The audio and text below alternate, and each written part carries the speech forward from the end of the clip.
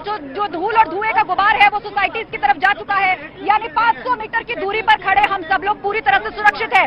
धूल का गुबार हम तक नहीं आया है। जैसे एक्सपर्ट्स ने आकलन किया था, वो बीते एक हफ्ते से एयर डायरेक्शन पे नजर रख रहे थे कि हवा का रुख किस तरफ है, और आज सुबह से भी उनका यही आकलन था कि हवा का रुख जिस तेजी से सोसाइटीज की तरफ है तो धूल और कंक्रीट के धुएं का गुबार उस तरफ जरूर जाएगा, लेकिन इधर की तरफ नहीं आएगा। यानी अनुमान के मुताबिक जो कहा जा रहा था कि मुमकिन है कोई धूल का बवंडर चले, बहुत हद तक प्रदूषण बढ़े, तो ऐसा फिलहाल होता हुआ नजर नहीं आ रहा है।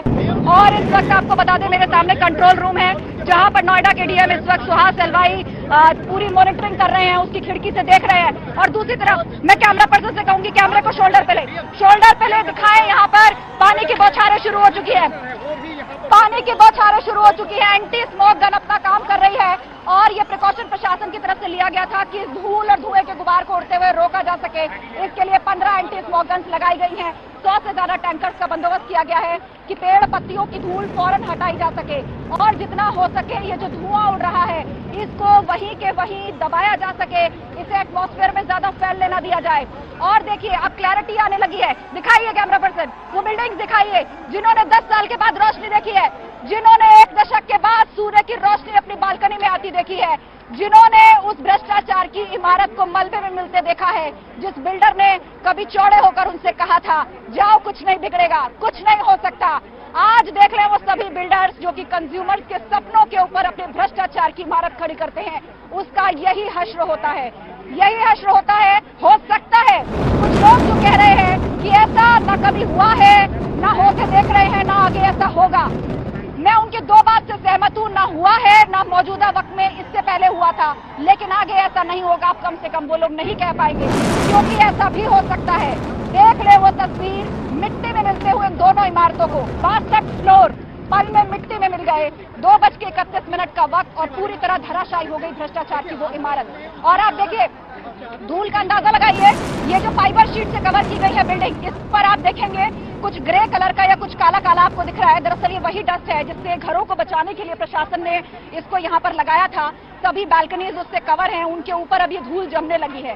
तो जो लोग टीवी सेट्स पर बैठकर देख रहे हैं कि कैसे ब्लास्ट हुआ, उनके घर का क्या होगा, उन्होंने भी अब राहत की सांस ली होगी कि घर सही सलामत है, सुरक्षित है। और जैसा एक्सपर्ट्स और प्रशासन ने प्लान किया था, बिल्कुल उसी अंदाज में धमाका हुआ, उसी समय पर धमाका हुआ और पूरी तरह से एक वाटरफॉल की तरह गिर गई दोनों बिल्डिंग, जिसकी लाइव तस्वीरें आपने देखी।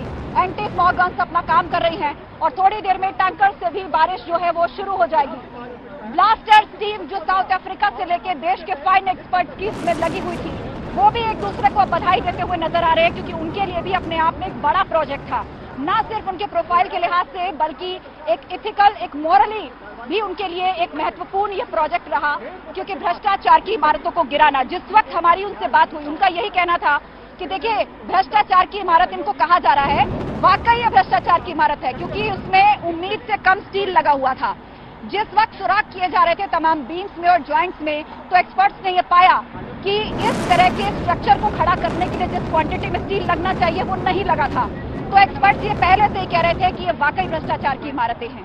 पैसा लिया गया कंज्यूमर से, उसमें भ्रष्टाचार हुआ, जिस जमीन पर बनाई गई उसमें भ्रष्टाचार हुआ, जितनी मंजिल खड़ी की गई उसमें उससे बड़ा भ्रष्टाचार हुआ, और जिन लोगों को घर बना के उन बिल्डिंग्स में देना था उसकी क्वालिटी में भ्रष्टाचार हुआ। बिल्कुल, तो देखिए आस्था कौशिक लगातार ग्राउंड जीरो से हर तस्वीर दिखा रही थी और तमाम हमारे सहयोगी अलग अलग एंगल से ये तस्वीर दिखा रहे हैं। कितने कैमरास यहाँ पर न्यूज 18 ने लगाए थे वो आप देख सकते हैं। और अब भ्रष्टाचार की इमारत क्योंकि ध्वस्त हो चुकी है, तो ये कैमरास आप देखिए अलग अलग एंगल से आप तस्वीर देख सकते हैं।